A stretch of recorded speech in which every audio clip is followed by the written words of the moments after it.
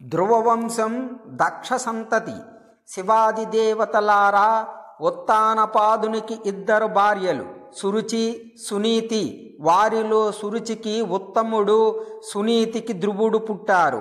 వారిలో ధ్రువుడు చిన్నతనములోనే నారద మహర్షి కృప వల్ల ప్రాప్తించిన ఉపదేశానుసారం దేవాది దేవుడైన జనార్దను ఆరాధించి ఆయన దర్శన భాగ్యాన్ని పొందాడు. ఆ తరువాత పెద్ద కాలం పాటు మహారాజుగా మనిషిగా బాధ్యతలను నిర్వర్తించి దేహాంతములో విశ్వములోనే కాంతివంతమైన నక్షత్రముగా ఉత్తమ స్థానములో నిలిచాడు. ధ్రువుని కొడుకు శ్లిష్టుడు. ఆ తరువాత ఆ వంశములో పరంపరగా ప్రాచీన బర్హి, ఉదారథి, దివంజయుడు, రిపుడు, సాక్షుషుడు, రురు, అంగుడు, వేణుడు రాజ్యం చేశారు. ఈ వేణుడు నాస్తికుడు, ధర్మభ్రష్టుడు, పొగరబోతు, మహర్షులను పూజ్యులను దారుణముగా అవమానించేవాడు. దేశం పాడైపోతుండటంతో మరో దారి లేక మహర్షులంతా కుశాఘాతాలతో వానిని చంపివేశారు. రాజ్యం అరాచకం కాకుండాను విష్ణు మానసపుత్రుని కోసము ప్రయత్నాలు చేయసాగారు. ముందు వేణుని శరీరం కాస్త వెచ్చగా ఉండగానే అతని ఊరు భాగాన్ని మంత్రసహితముగా మదనం చేయగా ఒక పుత్రుడు ఉదయించాడు. అతడు నల్లగా అతి చిన్న పరిణామములో ఉండటముతో అతన్ని ఇక్కడే ఉండు అనే భావముతో నిషీద అన్నారు. ఈ శబ్దం వల్ల అతని పేరు నిషాదుడుగా స్థిరపడిపోయింది. అనంతకాలములో అతడు కొండల మీదకి వెళ్ళిపోయాడు. తరువాత మునులంతా కలిసి తమ తపశ్శక్తిని వినియోగించి శ్రీహరిని జపిస్తూ వేణుని కుడి చేతిని మధించగా అందు నుండి విష్ణువే పృథినామముతో అవతరించాడు. ఆయన ప్రజానురంజకమైన పరిపాలన చేయటమే కాక వారి కోసం పృథ్వీని పితికి సమస్త ద్రవ్యాలను రాబట్టి ప్రజలను ఐశ్వర్యవంతులను చేశాడు. పృథువు తరువాత వంశానుగతముగా అంతర్ధానుడు, అవిర్ధానుడు ప్రాచీన బర్హి రాజులయ్యారు. ఈ ప్రాచీన బర్హి లవణ సముద్ర పుత్రి అయిన సాముద్రిని పెండ్లాడి 10 మంది పుత్రులను కన్నాడు. వారందరూ ప్రాచేతస నామముతో ప్రసిద్ధులై ధనుర్వేదములో నిష్ఠాతులై లోకములో ధనుర్ధారులను తయారు చేశారు. ధర్మాచరణ నిరతులై ప్రజలను కాపాడారు. తరువాత 10,000 సంవత్సరాల పాటు నీటి అడుగున కఠోర తపస్సు చేసి తత్ఫలితముగా ప్రజాపతి పదవిని వరప్రసాది అయిన మారిసియను దివ్యశ్రీని భార్యగాను పొందారు. శివుని చేత శపింపబడిన దక్షుడు ఈ మారిసకే కొడుకుగా పుట్టాడు. దక్షుడు ముందు 4 రకాల మానసపుత్రులను సృష్టించాడు. కానీ శివుని శాపం వల్ల వారు అభివృద్ధి చెందలేదు. అప్పుడు దక్ష ప్రజాపతి స్త్రీ పురుష సంయోగంపై ఎక్కువగా దృష్టిని పెట్టి సృష్టిని పెంచవలసి వచ్చింది. ఆయన వీరన ప్రజాపతి కూతురైన ఆసక్తి అను సుందరిని పెండ్లాడి 1000 మంది పుత్రులను కన్నాడు. కానీ వారంతా నారద మహర్షి ఉపదేశం మేరకు గృహస్థ జీవన విముఖులై పృథ్వీ యొక్క హద్దులను చూసి వస్తామని పోయి మరీ రాలేదు. దక్షుడు మరలా 1000 మంది పుత్రులను కని సృష్టిని కొనసాగించాడు. వారు సబలాస్వనామముతో ప్రసిద్ధులయ్యారు. కానీ వారు నారదుని బోధనలను విని సన్యాసులైపోయారు. ఈ మారు దక్షుడికి కోపం పట్టలేక నారదుని మత్యలోకములో జనించాలని శపించాడు. అందువల్ల నారదుడు కశ్యప పుత్రునిగా పుట్టవలసి వచ్చింది. ఈ మారు దక్ష ప్రజాపతి అస్నికియను భార్య ద్వారా 60 మంది అందమైన కన్యలను ఉత్పన్నం చేసి వారిలో 2 అంగిరా మహర్షికి, 2 కన్యలను కృషాశ్వనికి, 10 మందిని ధర్మునికి, 14 కశ్యపునికి, 20 ఎనమండుగురిని చంద్రునికి ఇచ్చి వివాహం చేశాడు. ఓ మహాదేవా, ఆ తరువాత దక్షుడు మనోరమ, భానుమతి, విశాల, బహుదాను 4 కన్యలను అరిష్టనేమికిచ్చి వివాహముగా ఉంచాడు. ధర్ముని పత్ని విశ్వద్వార, విశ్వే దేవులు, కశ్యప పత్ని సాధ్య ద్వారా సాధ్యగణాల వారు జన్మించారు. మరుధ్వతి ద్వారా మరుత్మంతుడు, వసు ద్వారా అష్టవసువులు ఆవిర్భవించారు. శంకరదేవ భానుకి 12 భానులు, ముహూర్తులు జన్మించారు. లంబ నుండి ఘోషలు, యామి ద్వారా నాగవీధి జన్మించారు. ధర్ముని పత్నులలో చివరిదైన సంకల్ప ద్వారా సర్వాత్మకుడైన సంకల్పుడు రూపాన్ని ధరించాడు. ఆపసుడు, ధ్రువుడు, సోముడు, ధరుడు, అనిలుడు, అనలుడు, ప్రత్యూషుడు, ప్రభాసుడు, అష్టవసువులు. వీరిలో మొదటి దేవతకు వేతుండి, శ్రమ, శ్రాంత, ధ్వని అనే కొడుకులు పుట్టారు. భగవంతుడైన కాలపురుషుడు ధ్రువపుత్రునిగా అవతరించాడు. వత్స మహర్షి సోమపుత్రుడు. ఆ దేవుని దయ వల్లనే మనిషి వర్చస్వి కాగలడు. ధరుడను వసువు కుమనోహరయను దేవకన్య ద్వారా ద్రుహుని ఉత హవ్యవహ, శిశిర, ప్రాణ, రమణ నామకులైన పుత్రులు కలిగిరి. అనిల పత్ని పేరు శివ. వారికి పులోమజుడు, అవిజ్ఞాతగతి నామక పుత్రులు జనించారు. అనల అగ్నిపుత్రుని పేరు కుమారుడు. ఇతడే రెల్లు వనములో అవతరించిన కుమారస్వామి. కృత్తికలచే పాలింపబడి కార్తికేయుడైనాడు.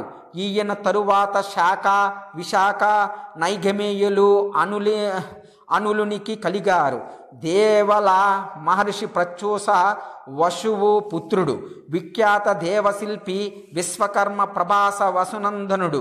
విశ్వకర్మకు 4 మహాబల పరాక్రమంతులైన కొడుకులు పుట్టారు. వారే అజైకపాదుడు, అహిర్బుద్ధ్యుడు, త్వష్ట, రుద్రుడు. త్వష్ట పుత్రుడే మహాతపస్వి అయిన విశ్వరూప మహర్షి. రుద్రనందనులైన హర, బహురూప, త్రయంబక, అపరాజిత, వృషాకపి, శంభు, కపర్ధి, రైవత, మృగవ్యాధ, సర్వ, కపాలి నామకులు 11 రుద్రులుగా శంకరాంచ సంభూతులై 3 లోకాలకు అధిపతులైనారు. కశ్యప పత్ని అదితి పుత్రులు విష్ణు, శక్ర, అర్యమ, ధాత, త్వష్ట, పోస, వివస్వాన్, సవిత, మిత్ర, వరుణ, అంశుమాన్ భగనామధేయులే 12 వెలిగి లోకాలను వెలిగిస్తున్నారు. రోహిణి మున్నగు 27 నక్షత్ర కన్యలను దక్షుడు చంద్రునికిచ్చి వివాహం చేశాడు. దితి కడుపున హిరణ్యాక్ష, హిరణ్యకశిపులు, సింహికయను కూతురు పుట్టారు. ఆమె పెండ్లి విప్రచిత్తితో జరిగింది. హిరణ్యకశిపునికి అనుహ్రాద, హ్రాద, ప్రహ్లాద, సంహ్రాద నామకులైన పుత్రులు జనించి హ్లాదులుగా ప్రసిద్ధి చెందారు. ముఖ్యముగా విష్ణు భక్తుడు ప్రహ్లాదుడు. సంహ్లాదునికి ఆయుష్మాన్, శిభి, వాస్కలులు పుత్రులుగా జన్మించారు. ప్రహ్లాద పుత్రుడు విరోచని. అతని పుత్రుడే బలి చక్రవర్తి. బలికి 100 కొడుకులు. వారిలో పెద్దవాడు భానుడు. హిరణ్యాక్ష పుత్రులైన ఉత్కరుడు, శకుని, భూత, సంతాపనుడు, మహానాభుడు, మహాబాహు, కాలనాభులు మహాబలశాలులు. ధనువు తనయులైన ద్విమూర్ధ, హయోముఖ, శంకర, శంకుశిర, కపిల, శంభర, ఏకచక్ర, మహాబాహు, తారక, మహాబల, స్వర్భాను, వృషపర్వ, పులోమ, మహాసుర, విప్రచిత్తులు విఖ్యాత వీరులు. స్వర్భానుని కన్య సుప్రభ. వృషపర్వుని కూతురు శర్మిష్ట. అతనికింకా ఉపదానవి, హయశిర అను మరో 2 శ్రేష్ఠ కన్యలున్నారు. పులోమ, కాలక, వైశ్వానర కన్యలు. ఈ పరమ సౌభాగ్యశాలినుల వివాహం మరీచి పుత్రుడైన కశ్యపునితో జరిగింది. వారికి 60,000 మంది శ్రేష్ఠులైన దానవులు పుట్టారు. కశ్యపుడు వీరిని పౌలోమూలని, కాలకంజులని వ్యవహరించాడు. విప్రచిత్తి, సింహికలకు వ్యంస, శల్య, బలవాన్, నభ, మహాబల, వాతాపి, నముచి, ఇల్వల, కస్రుమాన్, అంజక, నరక, కాలనాభులు పుట్టారు. ప్రహ్లాదుని వంశములో నివాతకవచ నామధారులైన దైత్యులు 200 మంది ఉదయించారు. తామ్రాకు సత్వగుణ సంపన్నులైన 6 కన్యలు పుట్టారు. వారి పేర్లు శుకి, సేని, భాసి, సుగ్రీవి, శుచి, గృద్రిక వీరికి క్రమంగా చిలుకలు, గుడ్లగూబలు, కాకాదులు, సేన్యాలు, భాషాలు, అశ్వాలు, ఒంటెలు, నీటి పక్షులు, గ్రద్దలు పుట్టగా వీటిని తామ్రావంశమన్నారు. క్రమతలో తేడా, సుగ్రీవునికి గుర్రాలు, గుద్రికకు గ్రద్దలు పుట్టాయి. వినతా గర్భాండముల నుండి విశ్వవిఖ్యాతులైన అరుణుడు, గరుడు ఉదయించారు. సురసాగర్భము నుండి అపరిమిత తేజస్సంపన్నులైన సర్పాలు సహస్ర సంఖ్యలో జనించగా కద్రువకు కూడా నాగులే జన్మించారు. వీరిలో ప్రముఖులు శేషుడు, వాసుకి, తక్షకుడు, శంఖుడు, శ్వేతుడు, మహాపద్ముడు, కంభలుడు, అశ్వతరుడు, ఏలాపత్రుడు, నాగుడు, కర్కోటకుడు, ధనంజయుడు. క్రోధాదేవికి మహాబలవంతమైన పిశాచగణము, శురభకి గోవులు, ఎద్దులు, ఇరావతికి వృక్ష కుటుంబము జన్మించాయి. ఖగాయను నామికు యక్ష రాక్షస గణాలు, మునియను నామికు ఆటపాటలతో అలరించే అచ్చరలు, అరిష్టకు పరమసత్వ సంపన్నులైన గంధర్వులు పుట్టారు. 49 మరుత్తులను దేవతలు రాక్షసమాత అయిన దితి కడుపున పుట్టారు. ఈ మరుద్గణాలలో ఏకజ్యోతి, ద్విజ్యోతి, త్రిజ్యోతి, చతుర్జ్యోతి, ఏకశుక్ర, ద్విశుక్ర, త్రిశుక్రులు 7 ఒక గణం. ఈదృక, సదృక, అన్యాదృక, ప్రతిసదృక, మిత, సమిత, సుమిత నామధారులంతా మరొక గణం. రుతజిత్, సత్యజిత్, సుషేణ, సేనజిత్, అతిమిత్ర, అమిత్ర, ధూరమిత్ర నామక మరుత్తలది ఇంకొక గణం. ఋత, ఋతధర్మ, విహర్త, వరుణ, ధ్రువ, విధారణ, దుర్మేధ నామధారులది 4వ మరుద్గణం. ఇక ఈదృశ, సదృశ, ఏతాదృశ, మితాసన, ఏతేన, ప్రసదృక్ష, సురత నామక మహాతపస్సులు. 5వ గణానికి చెందిన మరుత్తులు హేతుమాన్, ప్రసవ, సురభి, నాదిరుగ్ర, ధ్వనిర్భాస, విక్షిప సహనామధేయులది 6వ మరుద్గణం. ద్యుతి, వసు, అనాదృశ్య, లాభ, కామ, జయి, వీరాట్టు, ఉద్వేషణులది 7వ మరుద్గణం. వీటిని వాయుగణాలని స్కంధాలని కూడా అంటారు. ఈ 49 మరుత్తులు విష్ణు రూపాలే. మనువుతో సహా దేవదానవరాజులు, సూర్యాది గ్రహాలు వీరినే పూజిస్తారు. దేవ పూజా విధానం వజ్రనాభ మండలం, విష్ణు దీక్ష, లక్ష్మీ పూజ. రుద్రదేవ ధర్మార్థ కామ మోక్షాలను ప్రసాదించే సూర్యాది దేవతల పూజను వర్ణిస్తాను. వృషభధ్వజ గ్రహదేవతల మంత్రాలివి. ఓం నమః సూర్యమూర్తయే, ఓం హ్రాం హ్రీం సహ సూర్యాయ నమః, ఓం సోమాయ నమః, ఓం మంగళాయ నమః, ఓం బుధాయ నమః, ఓం బృహస్పతయే నమః, ఓం శుక్రాయ నమః, ఓం శనిశ్చరాయ నమః, ఓం రాహవే నమః, ఓం కేతవే నమః, ఓం తేజచ్ఛండాయ నమః. ఈ మంత్రాలను చదువుతూ ఆసన, ఆవాహన, పాద్య, అర్ఘ్య, ఆచమన, స్నాన, వస్త్ర, యజ్ఞోపవేత, గంధ, పుష్పధూప, దీప, నమస్కార, ప్రదక్షిణ, విసర్జనాది ఉపచారాలను సమర్పిస్తూ గ్రహాలను పూజించాలి. శివ పూజని ఇలా చేయాలి. ఓం హ్రాం శివాయ నమః అనే మంత్రముతో ఆసనాన్ని పూజించాలి. ఓం హ్రాం శివమూర్తయే శివాయ నమః మంత్రముతో నమస్కారము చేసి ఓం హ్రాం హృదయాయ నమః, ఓం హ్రీం శిరయే స్వాహ, ఓం హ్రూం శిఖాయై వసట్, ఓం హ్రైం కవచాయ హోం, ఓం హ్రౌం నేత్రత్రయాయ హౌసట్, ఓం రహ అస్రాయ నమః అనే మంత్రాలతో షడంగన్యాసం చేయాలి. తరువాత ఓం హ్రాం సజ్జోజాతాయ నమః, ఓం హ్రీం వామదేవాయ నమః, ఓం హ్రూం అఘోరాయ నమః, ఓం హ్రైం తత్పురుషాయ నమః, ఓం హ్రౌం ఈశానాయ నమః అనే మంత్రాలతో ఆయన పంచముఖాలను పూజించాలి. ఇలాగే విష్ణుదేవుని పూజించినప్పుడు ఓం వాసుదేవాసనాయ నమః మంత్రముతో విష్ణుని ఆసనాన్ని పూజించాలి. ఆ తరువాత ఓం వాసుదేవమూర్తయే నమః, ఓం ఓం నమో భగవతే వాసుదేవాయ నమః, ఓం హాం ఓం నమో భగవతే సంకర్షణాయ నమః, ఓం ఓం నమో భగవతే ప్రద్యుమ్నాయ నమః, ఓం ఓం నమో భగవతే అనురుద్ధాయ నమః అనే మంత్రాల ద్వారా సాధకుడు విష్ణు చతుర్వ్యూహాన్ని నమనం చేయాలి.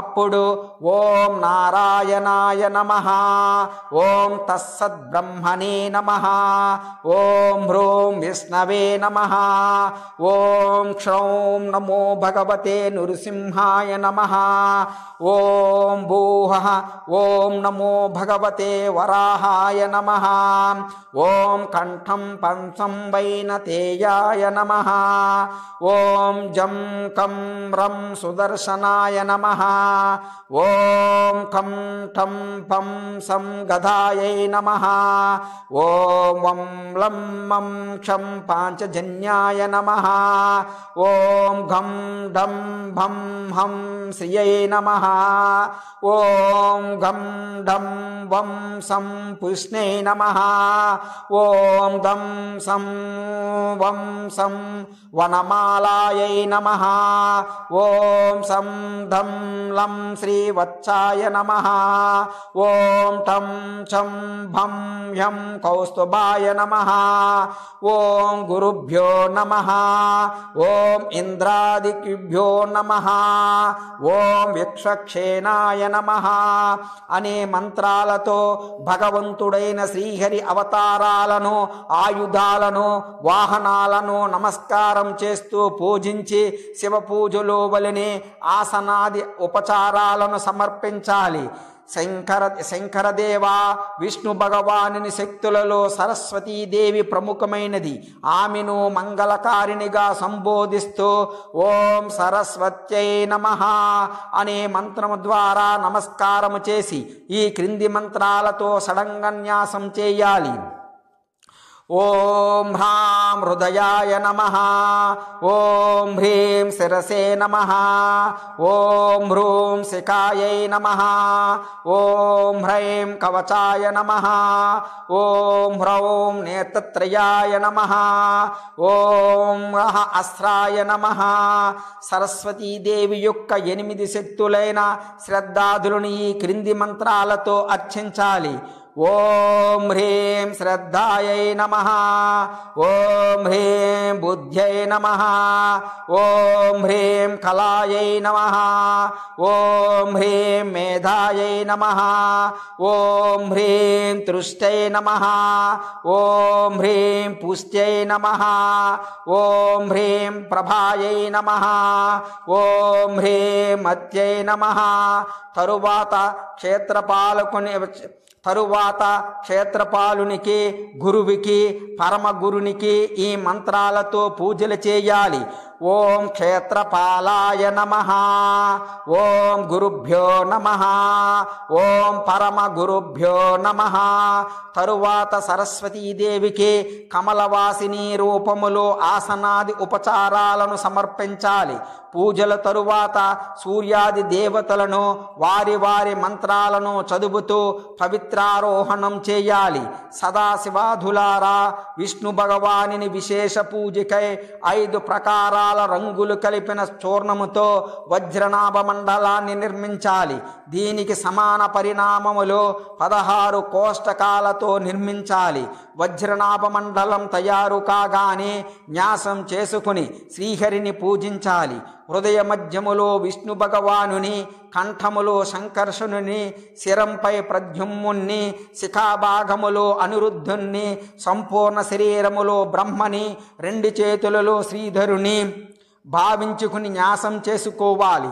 తరువాత అహం విష్ణు అని ధ్యానము చేస్తూ పద్మములో, మండలములో నిర్మింపబడిన పద్మములో కర్ణిక భాగములో శ్రీహరిని స్థాపించాలి.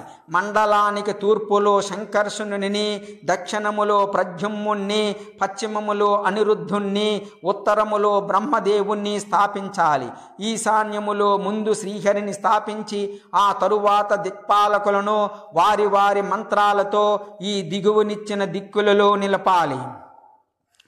ఓం ఇంద్రాయ నమః ఇంద్రుని తూర్పులో, ఓం అగ్నయే నమః అగ్నిని ఆగ్నేయములో, ఓం యమాయ నమః యముని దక్షిణములో, ఓం నిరుతయే నమః నిరుతిని నైరుతిలో, ఓం వరుణాయ నమః వరుణుని పశ్చిమములో, ఓం వాయవే నమః వాయువుని వాయువ్యములో, ఓం కుబేరాయ నమః కుబేరుని ఉత్తరములో, ఓం ఈశానాయ నమః ఈశ్వరుని ఈశాన్యములో స్థాపించిన తరువాత అందరు దేవతలను గంధాది ఉపచారాల ద్వారా పూజించాలి.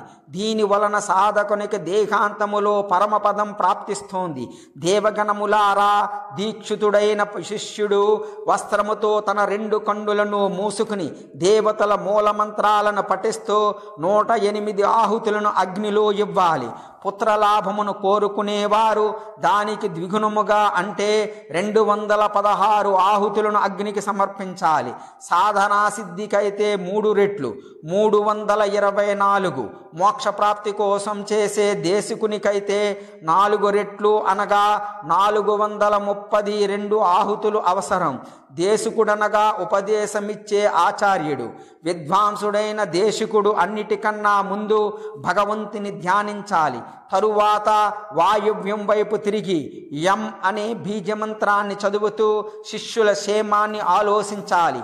ఆగ్నేయం వైపు తిరిగి రం అనే బీజమంత్రం ద్వారా తమ మనస్తాపాలను తొలగించే విధానాన్ని ఆలోచించాలి. వారుని దిశగా తిరిగి వం అనే బీజమంత్రం ద్వారా హృదయ స్థితిని, ధర్మాభిరుచిని విచారించుకోవాలి. తరువాత దేశకుడు అభేద చింతనాన్ని చేయాలి. అభేద జ్ఞానమనగా ఆత్మతేజాన్ని పరమాత్మ తేజముతో ఏకం చేసే సాధనను చేయగలిగితే తెలివి. అప్పుడు ఓంకారాన్ని జపిస్తూ వాయు, అగ్ని, జల, పృథ్వీ తత్వాలను ధ్యానం చేయాలి. అలా చేయగా సాధకునికి వాటిపై విజయం ప్రాప్తిస్తోంది. తరువాత శరీరమంతా జ్ఞానముతో నిండిపోయి క్షేత్రజ్ఞుడవుతాడు. మండలాధికములను నిర్మించుకోవటం సాధ్యం కానప్పుడు సాధకుడు తన మానస మండలాన్ని తానే కల్పించుకుని ఆ శ్రీహరిని పూజించుకోవచ్చును. శరీరములోనే బ్రహ్మాది తీర్థాలుంటాయని శాస్త్రాల్లో చెప్పబడింది. మనిషి మానస మండలానికి కూడా 4 ద్వారాలుంటాయి. చేతిని పద్మంగాను, వ్రేళ్లను పద్మపత్రాలుగాను, హస్తమధ్యాన్ని కర్ణికగాను, గోళ్లను కేసరాలుగాను భావించుకునే సాధకుడు తన హస్తరూపి అయిన కమలములోనే సూర్య, చంద్ర, ఇంద్ర, అగ్ని, యమాది పరివేష్టితుడైన శ్రీహరిని కల్పించుకుని పూజించుకోవచ్చును. ఇక పూజానంతరము గురువు లేదా దేశకుడు తన చేతిని శిష్యుని తలపై పెట్టాలి. ఈ చేతిలోనే విష్ణు ఉంటాడు కాబట్టి ఆ హస్తస్పర్శ మాత్రమే శిష్యుని పాపాలు, అజ్ఞానము కూడా పటాపంచలైపోతాయి. అప్పుడు గురువు శిష్యుని పూజించి నూతన నామకరణం చేసి తనతో పాటు శిష్యుని కూడా ఆధ్యాత్మిక సాధనల దారిలో గునిపోవాలి. శక్తి స్వరూపులైన ఓ శివాది దేవతలారా, ఇక శ్రీలక్ష్మి సిద్ధి ప్రాప్తి విధానాలు చూద్దాం. దీనిని స్థండిలాదులపై చేస్తారు. ఏదైనా పుణ్యకార్యానికై ప్రత్యేకముగా నేలకి కాస్త ఎత్తులో నిర్మింపబడి చదును చేయబడి పవిత్రీకరింపబడిన ప్రత్యేక ప్రదేశాన్ని స్థండిలామంటారు. ముందుగా ఓం శ్రీం హ్రీం మహాలక్ష్మీ నమః అని జపించి శ్రాం శ్రీం శ్రోం శ్రైం శ్రౌం స్రహ అనే బీజాక్షరాలను మంత్రానికి జోడిస్తూ క్రమముగా హృదయ, శిర, శిఖ, కవచ, నేత్ర, హస్త్రాలలో ఈ ప్రకారముగా షడంగన్యాసం చేసుకోవాలి. ఓం శ్రాం హృదయాయ నమః. ఓం శ్రీం శిరసే స్వాహ. ఓం శ్రూం శిఖాయై వసట్. ఓం శ్రైం కవచాయ హుం. ఓం శ్రౌం నేత్రత్రయాయ ఔసట్. ఓం స్రః అస్రాయ పట్. సాధనారతుడైన భక్తుడు అంగన్యాసం తరువాత శ్రీ మహాలక్ష్మిని పూజించాలి. తరువాత ఒక మండలాన్ని నిర్మించి 4 రంగులు అద్ది గర్భస్థానములో పద్మాన్ని నిర్మించాలి. దానికి 64 రేకులను కల్పించాలి. మధ్యలో లక్ష్మిని చిత్రించి ఒకవైపు దుర్గ నుంచి మిగతా అందరు దేవతలను విష్ణు పూజలో వలనే స్థాపించాలి. హవనము చేయాలి. తరువాత ఓం ఘం ఠం ఢం హం శ్రీ మహాలక్ష్మీ నమః అనే మహామంత్రముతో లక్ష్మీదేవిని పూజించాలి. అటు పిమ్మట సాధకుడు ఓం సౌం సరస్వత్యై నమః. ఓం హ్రీం సౌం సరస్వత్యై నమః. ఓం హ్రీం వద వద వాగ్వాధిని స్వాహ. ఓం హ్రీం సరస్వత్యై నమః అను మంత్రాలను ఉచ్చరించి సరస్వతీదేవికి నమస్కరించాలి. నవవ్యూహార్చన విధి పూజానిక్రమ నిరూపణం. పరంధామ వ్యూహార్చన విధిని గూర్చి తెలుసుకొనగోరుతున్నాము అని ప్రార్థించాడు ఇంద్రుడు. చెప్పసాగాడు ఇందిరానాథుడు. మహాపురుషులారా, ఒకప్పుడు మా గరుత్మంతుడిదే విషయాన్ని గూర్చి కశ్యపునికి చెప్పాడు. అదే మీకు నేను వర్ణిస్తాను. సాధకుడు ముందుగా యోగక్రియ ద్వారా మస్తక, నాభి, హృదయ తత్వములను ఆకాశనామకత్వములో ప్రవేశింపచేయాలి. తరువాత రం అనే అగ్ని బీజ మంత్రముతో పాంచభౌతిక శరీరాన్ని శోధించుకోవాలి. తరువాత యం అనే వాయు బీజ మంత్రముతో సంపూర్ణ శరీరాన్ని లయింపచేస్తున్న భావన చెయ్యాలి. తరువాత లం అనే బీజ మంత్రముతో ఈ శరీరాన్ని చరాచర జగత్తుతో సంప్లావితం చేస్తున్నట్లు భావించుకోవాలి. అటు పిమ్మట వం అనే బీజ మంత్రముతో తనలోనే అమరత్వాన్ని భావించుకోవాలి. అమృతాన్ని ధ్యానిస్తూ పీతాంబరధారియు చతుర్భుజుడునో నగు శ్రీహరిని నేనే అని భావించుకుంటూ ఆత్మతత్వ ధ్యానములో నిమగ్నం కావాలి. తరువాత శరీరములో, చేతుల్లో 3 ప్రకారాల మంత్రన్యాసం చేయాలి. ముందు 12 అక్షరాల బీజమంత్రముతో, తరువాత మరో మంత్రముతో న్యాసం, షడంగన్యాసం చేస్తే సాధకుడు తానే సాక్షాత్తు నారాయణ స్వరూపుడైపోతాడు. దక్షిణాంగుష్టముతో ప్రారంభించి మధ్యవేలి దాకా న్యాసం చేసి మరలా ఆ మధ్యవేలిపైనే 2 బీజమంత్రాలతో న్యాసం చేసి మరలా శరీర విభిన్నాంగాలపై న్యాసం చేయాలి. క్రమముగా గుండె, తల, పిలక, టెంకి, మోము, కనులు, కడుపు, వీపు అంగన్యాసం చేస్తూ 2 భుజాలు, చేతులు, మోకాళ్ళు, కాళ్ళల్లోన కూడా న్యాసం చేయాలి. చేతుల తరువాత మోకాళ్ళు, తరువాత 2 చేతులను కమలాకారములో పెట్టుకుని దాని మధ్య భాగములో బొటనవ్రేళ్లను కలిపి నిలపాలి. ఈ ముద్రలోనే కొంతసేపుండి పరమతత్వ స్వరూపుడు, అనామయుడు, సర్వేశ్వరుడు, భగవానుడు నగు నారాయణ చింతన గావించాలి. తరువాత ఇవే బీజమంత్రాలతో క్రమముగా చూపుడు వేలుతో మొదలెట్టి అన్ని వేళ్లతో న్యాసం చేసి యథాక్రమముగా తల, కనులు, మోము, గొంతు, గుండె, బొడ్డు, వెనుక భాగము, 2 మోకాళ్ళు, కాళ్ళల్లో కూడా న్యాసం చెయ్యాలి. బీజమంత్రాలతో సంపూర్ణ శరీరములో న్యాసం చెయ్యాలి. బొటన వ్రేలు నుండి చిటికిన వేలి దాకా 5 బీజమంత్రాలతో న్యాసం చెయ్యాలి. ఏ అంగానికి సంబంధించిన బీజమంత్రాన్ని ఆ అంగన్యాసం చేస్తున్నప్పుడు మననం చెయ్యాలి. తరువాత సాధకుడు అవే బీజమంత్రాలతో దిక్కులను ప్రతిబంధం చేసుకుని పూజన క్రియ ప్రారంభించాలి. ముందుగా ఏకాగ్ర చిత్తములో తన హృదయములో యోగపీఠాన్ని ధ్యానించాలి. వివిధ దిశలలో ధర్మ, జ్ఞాన, వైరాగ్య, ఐశ్వర్యాలను కల్పించుకుని పూజించి పూర్వాది దిశలలో అధర్మాదులను న్యాసం చేయాలి. ఇలా అగ్నికోణములో ఓం ధర్మాయ నమః, నైరుత్య కోణములో ఓం జ్ఞానాయ నమః, వాయు కోణములో ఓం వైరాగ్యాయ నమః, ఈశాన కోణములో ఓం ఐశ్వర్యాయ నమః, తూర్పు దిక్కులో ఓం అధర్మాయ నమః, దక్షిణ దిక్కులో ఓం అజ్ఞానాయ నమః, పడమట దిక్కులో ఓం అవైరాగ్యాయ నమః, ఉత్తర దిక్కులో ఓం అనైశ్వర్యాయ నమః అని అంటూ న్యాసం చేయాలి. సాధకుడి విధముగా న్యాస విధులతో ఆచ్ఛాదింపబడిన తన శరీరాన్ని ఆరాధన పీఠముగాను తనను తాను దాని స్వరూపముగాను భావించుకుని తూర్పు వైపు తిరిగి తలను బాగా ఎత్తి స్థిరుడై అనంత భగవానుడైన విష్ణువును తనలో ప్రతిష్ఠితిని చేసుకోవాలి. తరువాత జ్ఞానరూప సరోవరములో వికసించిన అష్టదళ కమలాన్ని ధ్యానించాలి. తరువాత ఋగ్వేదాదులలోని మంత్రాలతో సూర్య చంద్ర అజ్ఞాదులను ధ్యానించుకోవాలి.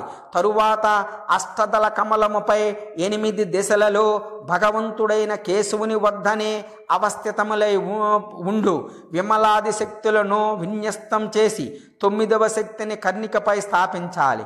వాటిని ధ్యానించిన పిమ్మట యోగపీఠానికి విద్యుక్తంగా పూజ చేయాలి. తరువాత మరలా మనస్సు ద్వారా విష్ణు భగవానిని అంగసహితముగా ఆవాహనం చేసి ఆ యోగపీఠముపై ప్రతిష్ఠించాలి. అప్పుడు తూర్పు మొదలుగా 4 దిక్కులలోనున్న కమల దళాలపై హృదయాదిన్యాసాన్ని చేయాలి. కమలము యొక్క మధ్య భాగములోను కోణాలపైనను ఈ క్రింది విధముగా అస్త్రమంత్రన్యాసాన్ని గావించాలి. తూర్పు వైపు దళములో హృదయాయ నమః, దక్షిణం వైపు దళములో శిరసే స్వాహ, పశ్చిమం వైపు దళంలో శిఖాయై వసట్, ఉత్తరం వైపు దళములో కవచాయ హుం, మధ్యంలో నేత్రత్రయాయ వౌసట్, కోణములో అస్రాయ పట్ అంటూ న్యాసం చేయాలి. తరువాత పూర్వాది దిశలలో యథాక్రమముగా సంకర్షణాదులను స్థాపించాలి. తరువాత తూర్పు పడమటి ద్వారాలలో ఓం వైనతేయాయ నమః అంటూ గరుత్మంతుని స్థాపించాలి. దక్షిణ ద్వారములో ఓం సుదర్శనాయ నమః, ఓం సహస్రారాయ నమః అని ఉచ్చరిస్తూ 1000 అర్రలున్న సుదర్శన చక్రమును స్థాపించాలి. దక్షిణ ద్వారములోనే ఓం శ్రీయై నమః మంత్రముతో శ్రీ అనే అక్షరాన్ని న్యాసం చేసి ఉత్తర ద్వారములో ఓం లక్ష్మై నమః అనే మంత్రముతో లక్ష్మీదేవిని ప్రతిష్ఠించాలి.